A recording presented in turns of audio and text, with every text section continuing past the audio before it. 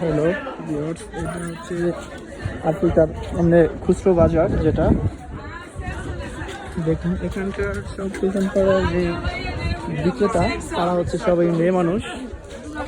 এখানে তেলাপিয়া মাছ দেখেন একবার প্রচার হয়েছে, আমাদের দেশের মতো না, ঠিক আছে।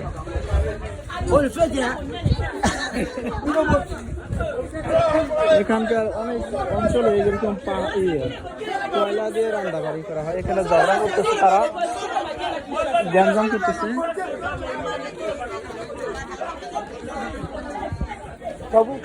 হচ্ছে আফ্রিকা। চিপাতে যাবেন? এনে গেলে আলু পাওয়া যাবে। লন যায় দেখি।